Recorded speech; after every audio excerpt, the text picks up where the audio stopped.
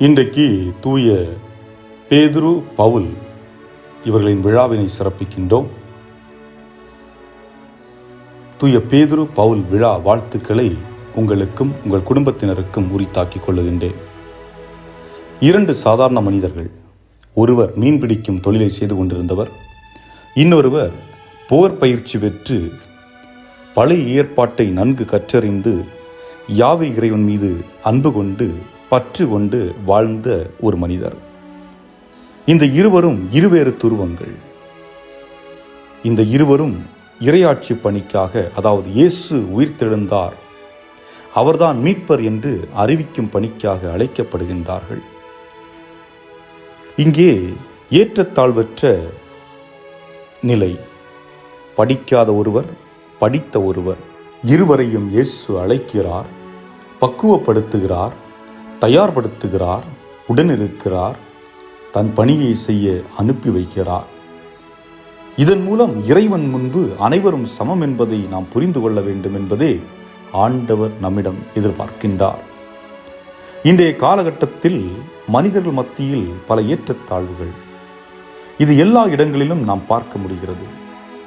ஆலயங்களில், மருத்துவமனைகளில், கல்லூரிகளில், பள்ளிகளில், அரசியலில் மற்றும் நாம் வாழுகின்ற ஊர்களிலும் இதுபோன்ற நிலைகள் இருப்பதை நாம் பார்க்க முடிகின்றது.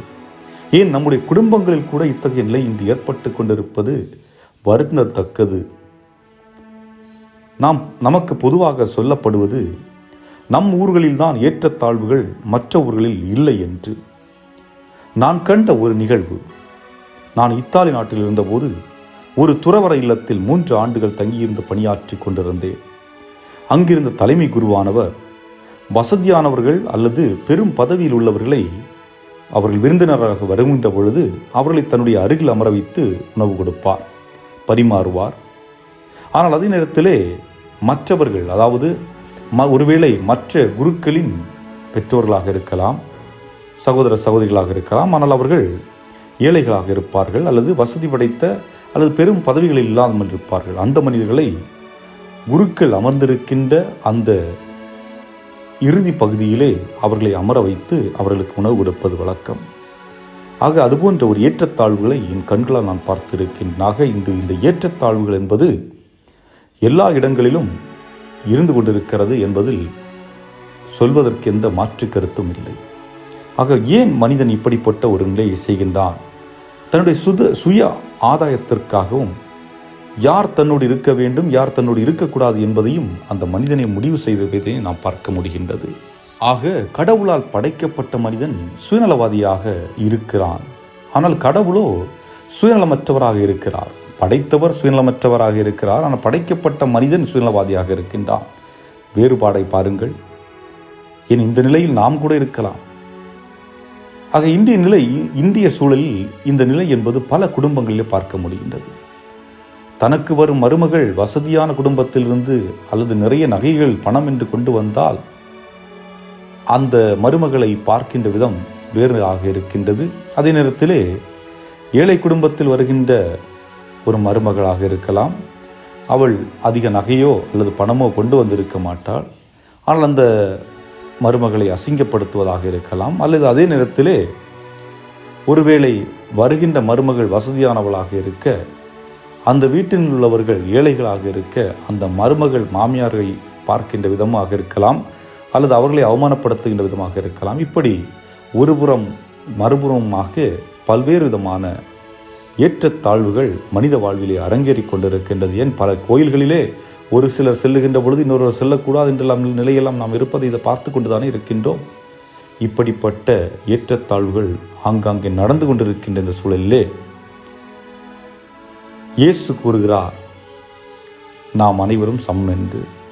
அவர் சொன்னது மட்டுமல்ல, மாறாக இந்த சீடர்களை அவர் அழைத்து அவர்களை பயிற்சி கொடுத்து அவர்களை இறைவனுடைய பணியாற்ற அனுப்பிவிடுகின்ற பொழுதே நமக்கு அவர் தெளிவுபடுத்துகின்றார்.